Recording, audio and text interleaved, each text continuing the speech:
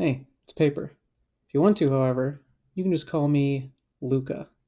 There's once a long period in my relatively short life where there were a lot of things I didn't like about myself.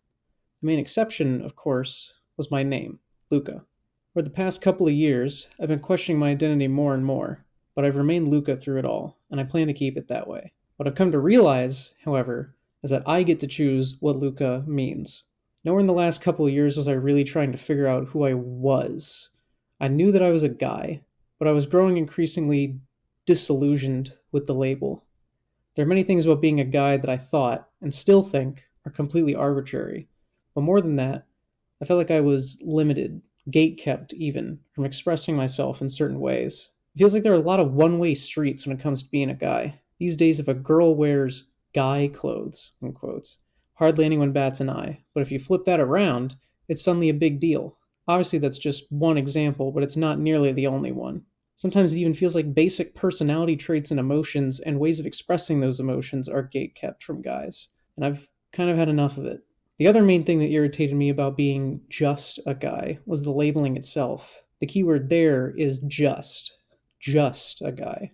For a while, I'd been increasingly leaning towards not wanting to be a guy anymore, period. But something never sat right with me about that either. I'm not a fan of how traditional society treats things like masculinity and femininity. I'm not really a fan of how some of the people that are or were in a similar position as me treat things either. It feels like we have a whole swath of people wishing that they could escape labels, only then be given an entirely new set of labels once they've shed the old ones. Beyond that, what I've noticed, and perhaps I'm making a mountain out of a molehill here, I've noticed a steady rise in certain people believing that they can convince other people that they have a particular identity, rather than helping those people come to their own conclusions. Talking to the people I'm close to about this stuff felt difficult enough, but that observation was what primarily made me hesitant to talk to people I wasn't very close to. Third parties, if you will. There were three exceptions, however, those being the first three people I ever opened up to about this stuff. The first was an artist from a community called TF2 Maps, a community that I've been a part of for a little over half a decade now. TF2 Maps as a whole exposed me to a very interesting range of people, and truth be told, if I'd never joined that community, I wouldn't be. Well, I think my profile pictures speak for themselves on that one, but beyond that, this video might have never happened. I might have never gained the confidence to talk about this stuff at all, let alone publicly. But back to the artist. It was near the end of 2019 when I first messaged her. The initial conversation was about something completely unrelated to any of this, but at some point, somewhere in the conversation came a now or never moment for me. Either the conversation ends here and we part ways, or for the first time in my life, I tell someone about these feelings I've been having. Given that she had taken the time out of her day to have a thoughtful discussion with me, combined with me being a tad impulsive, I chose the latter. Though I didn't go into too many details about what I'd been feeling, it was more than I had ever opened up about in that regard. Speaking with and receiving advice from someone farther along in their own journey of identity than me gave me hope that I could figure things out one day. But more than anything, it made me feel just a little less alone. As it would turn out, that artist, Muddy, would become the first person I'd ever commissioned for art, and her being willing to talk with me is a large part of why. She's the artist responsible for my Discord profile pic and my Twitter banner, and she's been a major influence in my own art. Funnily enough, the image that I currently use for my YouTube and Steam avatars, which was made by a real life friend, was also the reference image that I sent Muddy for my first commission, so massive props to both of them for their work. Hey, so future paper here. This was originally supposed to be a much longer segment where I talked about the story of an anonymous friend that I had, who was the second person that I ever opened up to about the subject of this video. But I realized not only did their story keep changing while I was making the video, but also her story is just not my story to tell, and I wouldn't want to accidentally reveal their identity through any of the details of the story because it's not a very happy story and it's private. So all you really need to know is while Muddy helped me while I was thinking about the original path I was going to go down with regards to my identity, this anonymous friend helped me with the path that I'm currently going down. And that's really all you need to know. Back to the original script. The third party that I opened up to is far different from the previous two, given that they were not from the same community as them, nor even remotely close to the same positions as them. Nonetheless, they were and will continue to be vital to me figuring myself out, because they're my therapist. I've been in therapy since the earliest days of my childhood, and I'm incredibly grateful for it. However, the therapy I needed then and the therapy I receive now are, of course, very different. My first therapist, who I had from early elementary all the way up to early high school, as far as I remember, was a very caring woman. The best way I could describe was that she was like an aunt. More than anything, however, she was one of the best teachers I ever had, more so than I could say for most of my teachers in the public school system. For more or less a decade, she was there to help me. Late into high school, my parents separated and officially divorced after I graduated. Despite everything I'd been through in childhood, those events had become the most emotionally challenging things that I'd ever dealt with. And through these challenges, I concluded that I needed someone with a fresh perspective to help me. With that, I got a new therapist. She was fine enough, and through my sessions with her, I had some important insights. But at a certain point, I started feeling like something was missing. I lost enthusiasm with her appointments, and near the end of 2019, I had what would wind up being my last session with her. Months went by where I had no therapeutic outlet, and though I wasn't feeling as downtrodden as I'd been before, things were still a bit rough. Everything changed when COVID first hit, though. I lived with my mom at the time, and though COVID didn't really change my routine all that much, it certainly created some emotional challenges. I quickly realized that I needed a therapist again, but I wanted something different, someone different. That someone would be the very therapist that this entire section was supposed to be about. His approach to my issues, to put it simply, was a breath of fresh air. Instead of feeling like I was receiving therapy from a family member, it felt more like I was talking with a friend, a professional friend, if you will. What I had found to be a repeating pattern in my life was that it was much easier to open up to friends than it was to family. So when therapist number 3 came into my life, he filled that role for me in a way that I had desperately needed for quite some time. Thus, unlike my second therapist, and despite all the anxiety I felt about this particular subject, he was the first professional that I opened up to. Probably seems weird that this section of the video dedicated to him only barely mentions him, but that's mainly because a lot of what I had inevitably brought up to him about all this were conclusions that I had already drawn and needed guidance for, and because I still need guidance for them. My conversations with him about this topic have only just begun. Despite that, one thing became clear very quickly. I had to come out. That was mainly a conclusion that I had drawn, but he reaffirmed that it would be a good idea for me to be honest with those I was close to about what I've been feeling. In particular, my girlfriend. Before I even begin this section, I want to clarify that my sexuality is independent of my identity. Despite all the feelings I've had over the years, I've always been attracted to women, and only women. Technically, through my self discovery, my definition of a woman has become more lenient, but I would ultimately still consider myself to be straight, and so my attraction and love for my girlfriend hasn't wavered. I met her long before I was even having these kinds of thoughts. Middle school, to be precise. Up until that point, I had almost exclusively formed my closest relationships with other guys, guys that I'm still close with to this day. Though I had somewhat befriended a few girls here and there, I didn't really relate to them all that much. Christina, however, was different. She was the first girl I could confidently call a friend, and that friendship would only grow as middle school came to a close. Cut to early, mid-high school, many of my closest friends had split off to different schools than mine, and though we still kept in contact online, I didn't often get to share classes or even lunch periods with them. Christina was the main exception. Whether it be a study hall or a lunch hall, we had at least something together, and combined with me increasingly discovering how many things she liked that I liked writing, art, video games, the works. When I one day just casually, anxiously asked if she wanted to be my girlfriend, and she said yes, everything just felt right. When I graduated, a relationship became a tad more long distance. I was able to skip my junior year of high school, though nowadays I somewhat regret my decision, as a lot of the important social development I could have had was, well, skipped over. Nonetheless, Christina and I stayed together. Then she graduated and went to the same community college that I was going to, and thus things weren't as distant for a while.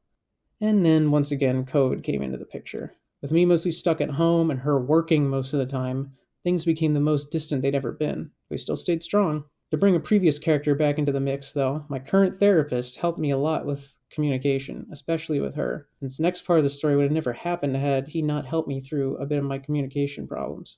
Even though I loved her to pieces and knew that she was very supportive, I worried what she would think if I opened up to her about my feelings about my identity. Any answer she could have given me, I would have completely understood, but I was just so incredibly scared of losing her. Even before I started questioning my identity, I feared losing her, not because I thought that she would do anything, but because I thought I might screw up and jeopardize everything.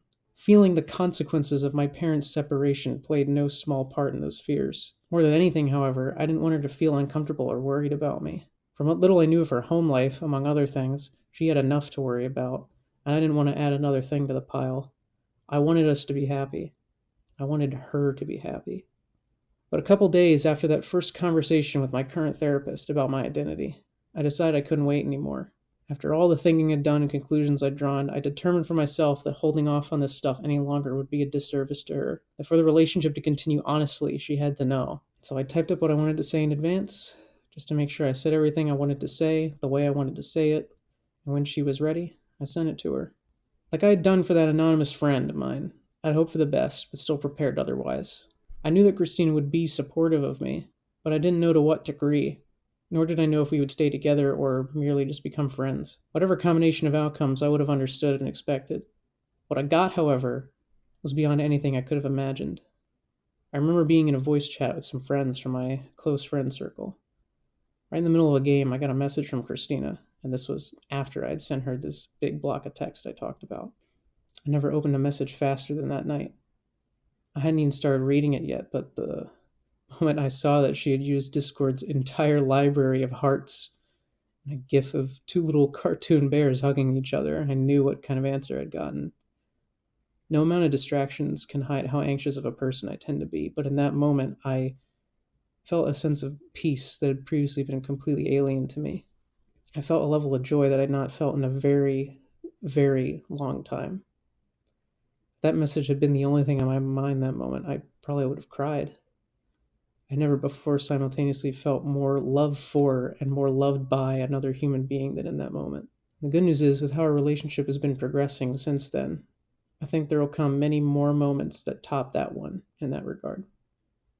After coming out to my girlfriend and the overwhelmingly positive response that followed, coming out to my friend's circle gave me hardly any anxiety at all. A couple of my friends in that circle had already come out about certain things themselves, though obviously not with the exact same story as me, and they had all been well received within the circle, so I naturally concluded that they would be supportive and happy for me too, and I was right. Though the moment wasn't as powerful as the moment I had with Christina, seeing several of my friends all giving their congratulations and supportive messages at once was, well, validating, to say the least. However, there was definitely something still giving me anxiety through these moments, and that was the knowledge that even after coming out to my friends and my girlfriend, the hardest part wasn't over. Like I said before, I noticed a pattern in my life that I'd find it easier to open up to my friends than to my family. With this, however, what I wanted to open up about was far beyond anything I'd ever hesitated about before. After opening up to my friends, I hesitated to tell my parents for about a week. I knew in my heart they'd also be supportive, but I was anxious all the same. I didn't know who to tell first or how I was going to say it. I subconsciously knew what my issue was, but it wasn't until, out of curiosity, I watched a video aptly titled Coming Out, which was about this topic as a whole, that my issue was precisely put into words. That was, I was getting hung up on waiting for the perfect moment to talk to them, when all I really needed was a reasonable moment. Though I was still unsure of when that moment would be, it made me feel less anxious about it when I thought of it that way. One fateful night, I found myself tired and ready for bed much earlier than normal, but my anxiety was still in my mind. Wanting to actually take advantage of the extra sleep, I just told myself that when the time comes, just don't think about it. Just do it, and things will fall into place. The following evening, that time came. To my own surprise, I ended up starting with Dad. I hesitated a bit figuring out how to start the conversation, and he could increasingly tell that I was anxious about something. But eventually I just told him that there was definitely something on my mind, but that I didn't want to bungle my words and would prefer to just send him a really long text. He said okay, and so I wrote a long text and hit send. To my relief, though I partially expected the outcome, he was supportive of me, but I could definitely tell that he was confused about what exactly I was saying and was worried, which I completely understood. I was admittedly a bit vague in my wording, mainly because I knew that he probably wouldn't entirely get it. And why would he? He came from a different time, which is not to say he grew up in an intolerant environment, far from it. But I felt it would be unfair of me to expect him to just instantly know exactly what I was talking about. Though I did have to clarify a few things, I think I got most of the message across. Near the end of the conversation, however, he said he would like to talk to Mom about it, but only if I was okay with it. I told him I'd prefer if he waited until after I'd told Mom everything myself, which he was okay with. However, in doing so, I had unwittingly given myself an arbitrary time limit. Already starting to feel a tiny bit emotionally exhausted, I decided that I should talk to Mom immediately. Having basically already written all my thoughts, combined with a hint of vague urgency, coming out to Mom was a little more straightforward. Mom, however, is a lot more of a talker than Dad. Dad and I are both pretty introverted, while my brother and mom are definitely more extroverted. Mom was also very supportive and seemed to know more about what I was talking about than Dad, given that she had been studying human behavior in order to become a therapist and life coach. But naturally, she also had more questions. Inevitably, our conversation was much longer, and I ended up revealing more information than I had with Dad, like that had come out to Christina, among other things. I wasn't trying to lie to my dad or anything. I just wanted to get my main ideas across in a way that he would understand with as few extra details as possible. Ultimately, that day went pretty well. The moments were still not quite as powerful as the one I'd had before. They were important all the same. And with that, I'd finally come out to nearly everyone I was close to. Still had a couple family members to go, like my brother and a couple others. The biggest hurdles had been leapt. At that point, there was really only one more group of people that I wanted to open up to. You guys.